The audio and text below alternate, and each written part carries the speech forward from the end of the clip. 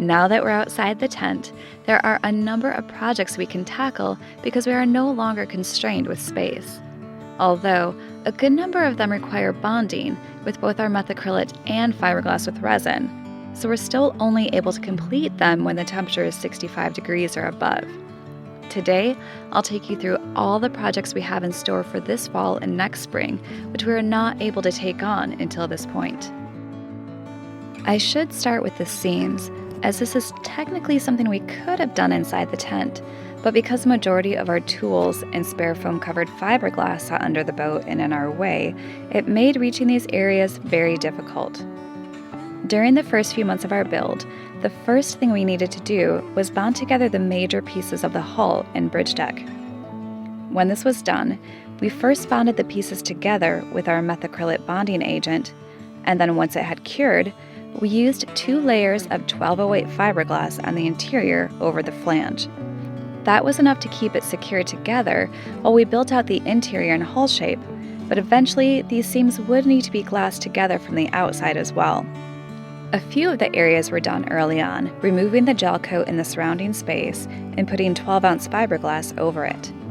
As you can see, going forward from this point on the port side, and basically all of starboard, this is still something that needs to be addressed, but should be fairly quick and easy now that we have the space to work around it. You've probably noticed that one of the first things we've done since moving outside is attaching the nose cones at the bow. Currently, they're supported by 2 bolts on each side, only temporarily sitting in place. This is to protect the fiberglass of bulkhead 1 from being exposed to sunlight. The first step of this project is going to be to glass that bulkhead to the exterior flange of the hull. Once that is done and the cones are ready to go on, we'll need to adjust the placements of each cone both vertically and horizontally to make sure it matches the lines running aft. We want to keep filling and fairing to a minimum, so the closer we can get to keeping a straight edge without gaps, the better.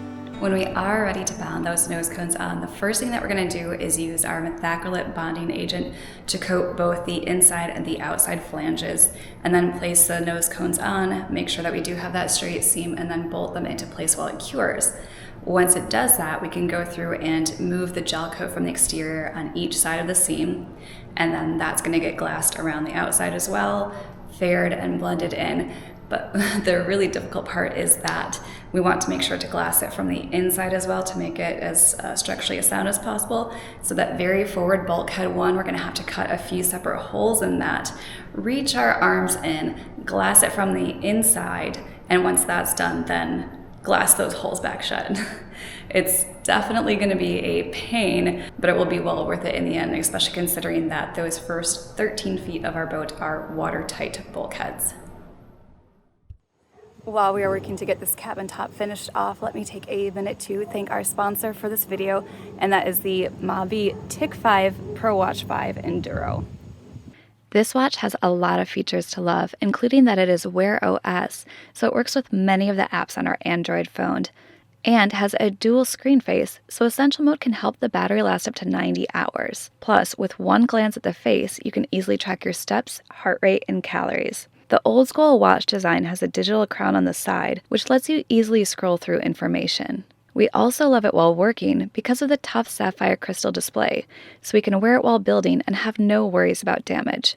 Without having to pull out our phones, we can be alerted to calls and messages, making life much easier during our days on the catamaran. And while we may not be on the water just yet, as soon as we do splash, they have a great Mariners app to use as well. While connected to your boat's NMEA, you can easily track wind direction, boat and wind speed, plus a live map, all from your wrist. Whether you want it for work or for play, or if you just want those Wear OS options on your wrist as well as on your phone, make sure to check out the link in our description box and get yours today.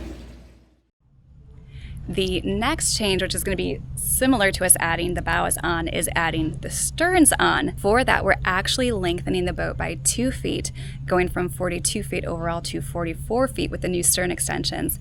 But we had them molded for us back in Vietnam to be able to have kick-up rudders. And to explain more of what's going on with that project, I will pass it on to Matt. I wanted to show you what the stern is going to look like. This area gets cut out because the rudder goes in there, but these slip on kind of like this and extends this the transom out.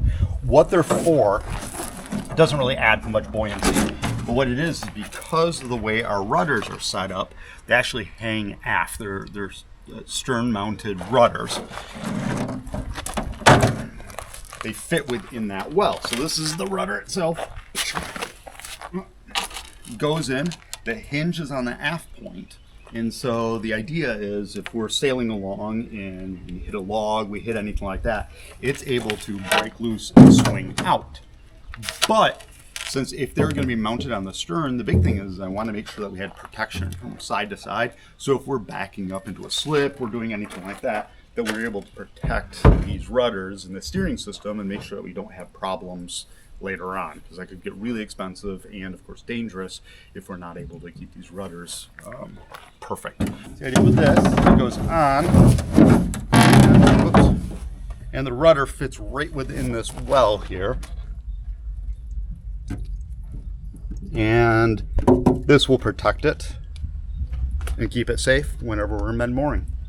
Inside, this is just a shell right now. They were nice enough, they sent these over in the hull number 4 when that sailed over from Vietnam. They actually put these inside and sent them to us, so it makes it much easier.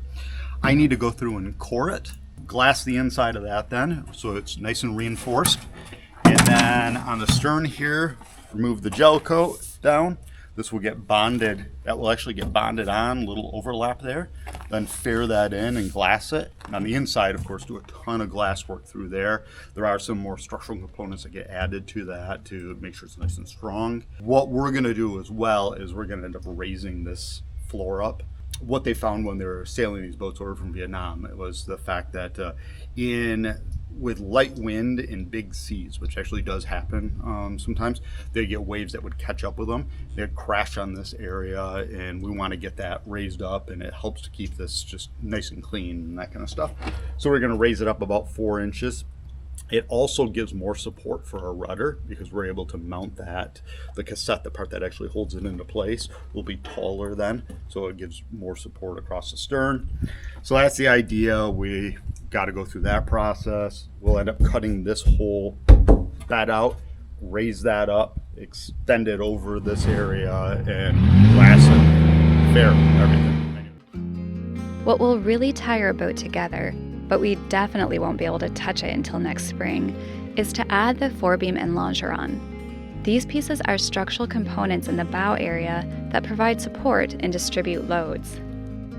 The forebeam is a transverse beam located at the front, connecting the 2 hulls. This not only adds rigidity to the catamaran's frame, but its main purpose is to keep the forestay and rigging properly tensioned. This is so when we use our head sails, such as the jib, Genoa, Code Zero, or spinnaker, it is able to take that load and put it into the hulls. The longeron is a longitudinal beam which runs from the forebeam along the center line between the hulls. It adds additional structural integrity and helps distribute the loads from the forestay and forward sail forces. In our case, it will also serve as a connection point for the bowsprit and anchor roller. Before we can get to the step of adding either of these, the bows have to be bonded on and reinforced.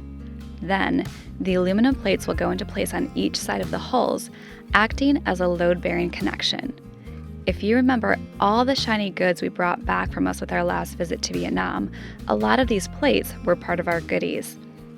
The aluminum's high strength to weight ratio helps spread out the loads imposed by the forestay and the dynamic forces generated while sailing. Also included in the array of shiny metal things was the aluminum mating plate for the forebeam, and with those on, the 2 halves can get bonded together. Although some of the Max Cruise boats are using aluminum for the longeron and forebeam, we have gone with a composite, the reason being it is lighter weight than the aluminum. Although the downside is that it is more labor intensive and expensive to build. But it does help give us that little boost in performance. So we've gone over what is happening to the catamaran now that it is outside, and since this tent is empty, more or less what is happening in here. From these tables, and we're still kind of messy moving things out. You can see it's like a little faux workshop for us while it's still open. but you can probably see that it is even more exposed than it used to be. The guys, Alex and Tucker, have been going through since we moved out and making changes, but since I'm not a part of it, I will let Tucker take over and tell you what the plans are for this tent. What are you guys doing? What's up, y'all? Welcome to MTV Cribs. So we're trying to fix up the tent. We've already got the baseboards put around the bottom. So yeah, these are the baseboards here, just going along there. We had to dig all that stuff out. So what the plan is now, we're gonna have a few more boards going up. That way we have some structure. And then we got to do belly bands all the way up. We got to get a man lift in here so we can reach up there. Yeah, the belly bands that we're gonna have to do is literally every 5 feet all the way to the other side. So it's gonna be a lot of tying and cutting, and the shrink wrapping is gonna be even worse probably. And then once that's done, we'll take this old canvas off, and we've already got the shrink wrap here that we're gonna put back on top of it. Probably a 2-day event. And when do you guys think that you'll have the opportunity to get the shrink wrap on? Probably within the next week or two. Nice. So we'll see. I have the man lift here soon, so we should be able to get a lot of progress going, and then hopefully it'll be good as new. So the good news, even better news about that, is this area will be much more enclosed. As I just said, we still like to come in here for some things. Obviously we have a large table that we can lay out, but if we can get it pretty enclosed through the winter again, probably won't really heat things in here, but at least keep ourselves warm while we work. And instead of talking about boats that are still in progress, let's actually quickly take a look back to the boat that I was helping Sophie with from Ryan and Sophie, because it is now in the water, and Matt and I got to go take our first ride on it the other weekend. I finally get to see the finished product of the boat that Sophie and I were building over the winter. I should say Sophie and I was there for a day. Earlier this winter, I joined my friend Sophie from Ryan and Sophie Sailing to help her out on their Roadrunner, an electric motorboat from Chesapeake Light Crafts right here in Annapolis. As a wooden boat, it was certainly different from ours, but all the sanding we did that day felt pretty much the same. This summer, they were able to launch it, and this is my first time seeing it since it was in the shop. Well, now we get to test out this Roadrunner from Chesapeake Light Craft. Are you ready for scuba? Now I need to be able to park it between a boat and a dock. Yeah, you look like you're all over the place. The transformation from the last time I had seen it was amazing, and the final design with the blue stripe and the red upholstery was very classic. That's a nice looking boat. Okay, so it does show on the display. With a navigation system and electronic motor installed, it was all set to cruise the creeks and rivers of the Chesapeake Bay. This is really pretty back here. Yeah, it's really nice. Yeah. You wanted to play? You invited me because perfect. I was ready to work my boat out. Oh.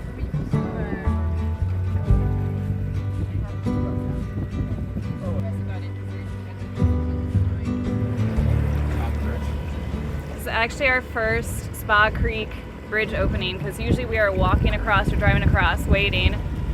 And now this is our first time traversing it by the water. Not that we need to go under it. Yeah. How do you like the electric propulsion? It's been going on. Lots of people at Fussers today, although it is a Saturday afternoon. Yeah, it's the last hurrah. They're closing in pretty soon, October. Yep.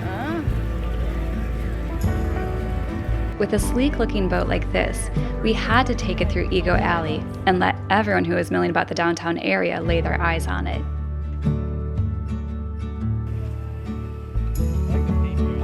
It was a perfect Saturday afternoon to get out on the water, and seeing our friends enjoy their completed boat is definitely giving us strength to keep going on ours.